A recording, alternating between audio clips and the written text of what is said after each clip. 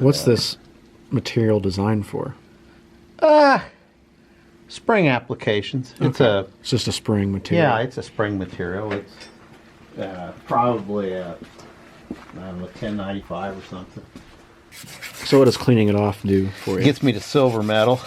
And then you can tell the temperature. Then I can see the color, yeah. Exactly. So my goal here is to get enough ready to go to make both springs. It's a little sticky on there. Make one, cut it off, and then we'll just make the other one. So what I want to do is get this to all about that color. I want to get it. You can see the bronze and the blue right there. Mm-hmm. And if you wanted to leave this, when we retemper it, we want to get to about that bronze color. Okay. That deep blue theoretically is a annealed condition.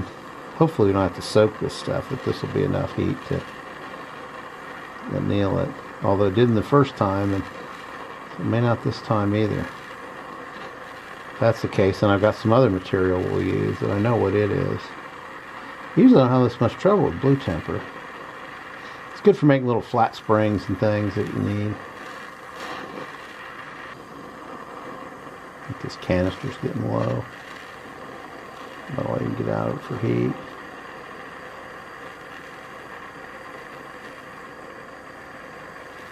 And you can't quench this when you're done heating it, or you just risk hardening it again. So. Okay. So before you install it, will you harden it again? Yes. Okay. I was kind of hoping it would just let me form it up, and I'd be able to then just stress relieve it after that, but it's not going to let me do that. So sometimes it will. So what I want is, this is my bend where the latch is going to come in. Okay. Okay, does that make sense? So it's going to come in and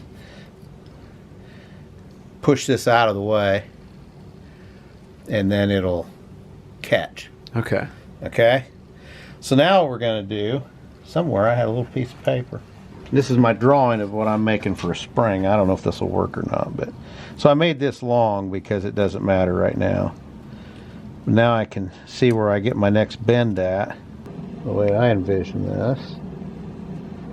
Let's bend this the other way. Right about there. And trying to bend around it.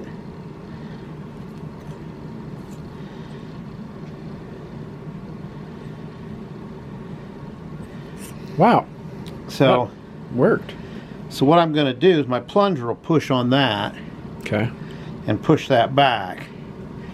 And so what I wanted to do, look at my drawing, the high-tech mechanical drawing that it is. What I wanted to do was bend this upper tip back too, here. And then I think it'll give it the ability to act a little more like a mainspring. And that may not be important to even do. I don't know. But I figured it'd bite in the wood a little bit, if nothing else. Which wouldn't be a bad thing if that bit in the wood just a little bit. Okay. So, theoretically, that's our spring. So we got to cut a slot in there. Okay. But that's just, we can take a Dremel, we can cut a slot in there with a Dremel. No big deal. And that'll be what catches our catch. And then our plunger will push on it right here and open it up. So then on this other end is the deal that catches the, or pushes the lid open. Okay. Okay? So it's not as complex. No, it's not near. It's just basically a flat spring with an end on it. But I wanted to get a little roll on the end so it pushes against the lid. But I also would like it a little narrower, so I'm just going to grind it down real quick. Okay. Make it narrower. A spring like this, simple flat spring, isn't a big deal. But if you're making a spring that's really got to do something, like a mainspring in a lock, Okay, you'd want your edges polished and rounded slightly. Okay. Because if you have any little imperfection in that edge, if you leave that sharp corner and there's a little nick there from where you sanded or filed, that's a stressor that'll cause a stress fracture to form in that spring once it's hardened. Okay. Most people don't take the time to work springs down to where you need to for really long life. You look at nice old mainsprings and English locks and things, really highly polished on their edges. This spring, again, not a big deal because it doesn't have that kind of stress. This is just going to be a little flat spring, basically. I'm just cleaning it up just to clean it up a little bit. And even this guy, it's only going to move a little bit, and so it's not going to matter a lot. But a lock is a real high stress. Oh, spring. a mainspring's really stressed in a lock. Yeah, it's got a lot of stress. You look at how far you bend that little front end out there has really got a lot of stress on it. And if you don't take good care of that and clean that up and polish it, you get problems.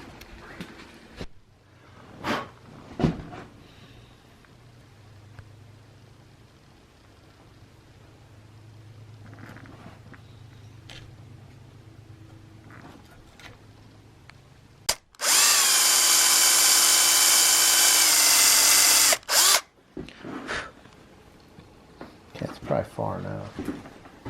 And that hole lines up in your... It'll catch on the...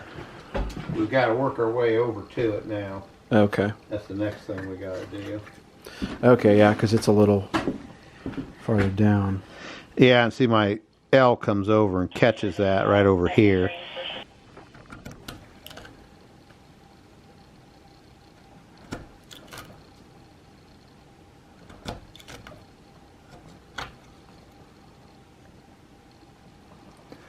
Hard to see in there. You don't have a good light.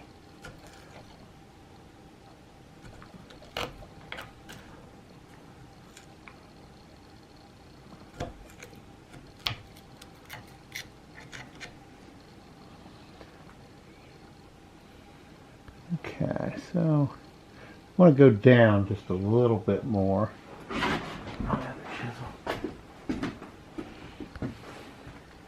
Go just a little lower.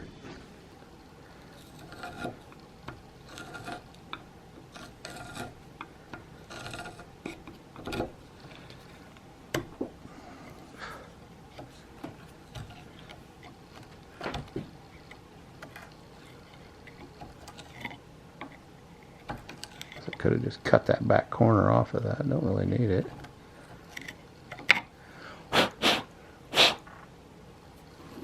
Okay, let's see if that's any happier now. Yeah, there we go. Okay.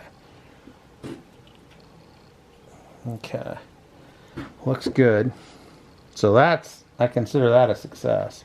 Great. So now I got to put in my other spring and take a look at it. That little guy lays right there. My goal is to have him run against this double metal of the patch box where I folded the hinge over and soldered it. Okay. And then see, I got that lug in there to put my other piece into so I can... That cleaned up nice there on the end. Yeah, it did. It cleaned up real nice considering how crappy it looked when I was working on it. Yeah, it did. This is all cleaned up better than I thought it would. I've been really, really surprised. How well most of this has went because I didn't think it would go very well, but that's okay. Okay.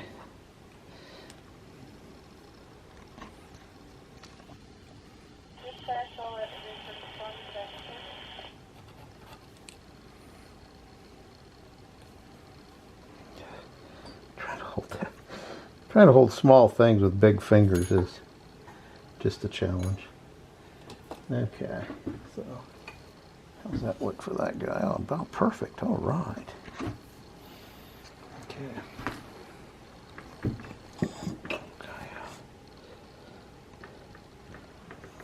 And I guess I could drill my patch box cavity and get that over with.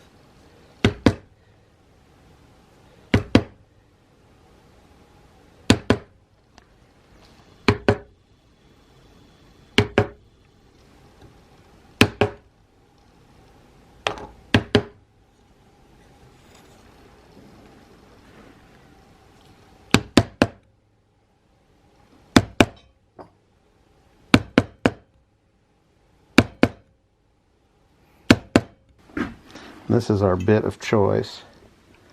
And this is the farthest one this direction. It's a pretty aggressive bit. Yeah, they're cool bits. How old are these? This is an original set from Okay. probably the mid-1800s. And they're often referred to as gun builders bits. When you see those holes in the bottoms of patch boxes and lock mortises with that center hole, it's because they were drilled with the center bit. Okay. It's a real traditional tool from the gun making side of the world.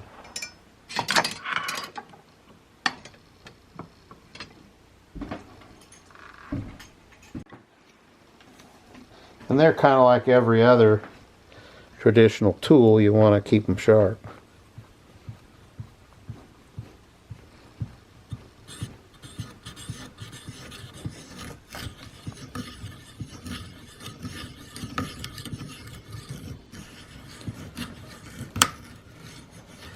They love hard maple as much as I do.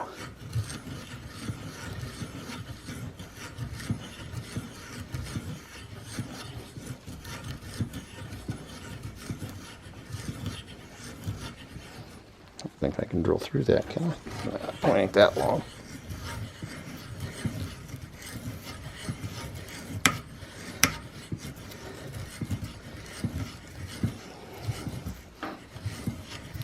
It'd really be something to drill through your stock. Be really embarrassing, wouldn't it? I think the points on those are longer than they need to be. Yeah, they're particularly nasty.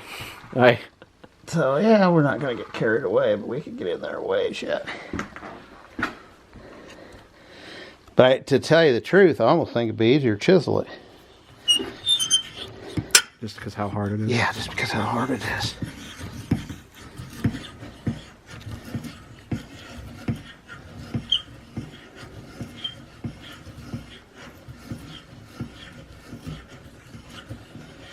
That's pretty deep enough.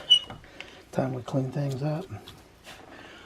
Okay, so now we can chisel our mortise Okay. for the spring. Because now you're not worried about it. No, I'm not worried about anything chipping out. I was afraid if I chiseled that in first, it might tear this something inside out.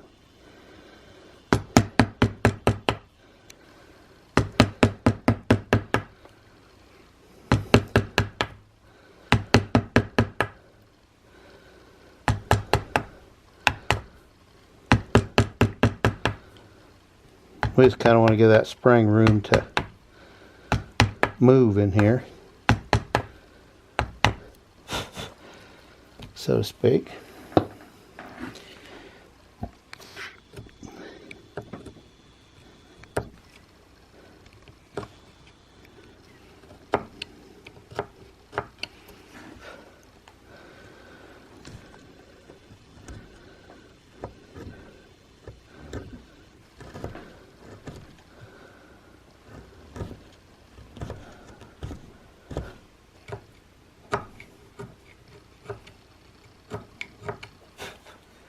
Okay.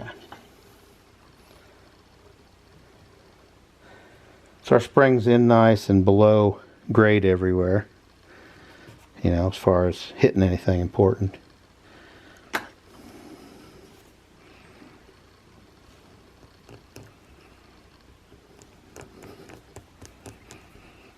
And the one thing I'll say on this stuff, you're using little screws in this hard maple, drill a hole.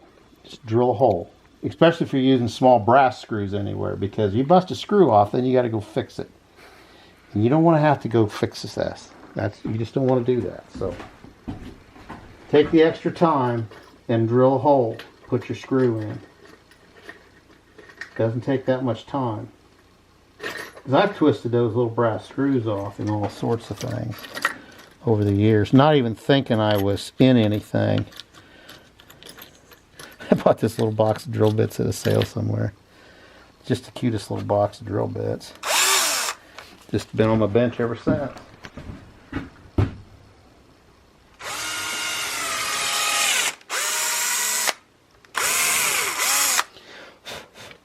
Okay.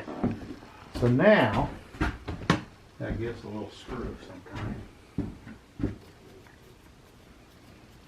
I've just been shocked this whole time on this build how hard this maple is. Oh, it's just nuts. Yeah, it's nuts. It is just, it's crazy hard. Just literally crazy hard.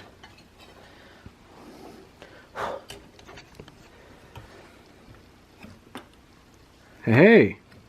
See, so it'll work. Now we got to heat treat that spring. That's the next Okay. thing we got to do. Because right now, if you do that a while, that's going to just slowly going to bend away. So I just wanted to make sure I had enough of everything to do what I was doing. And you look at it, I mean, it sticks out there a little ways, but it's not bad. It's about what I wanted.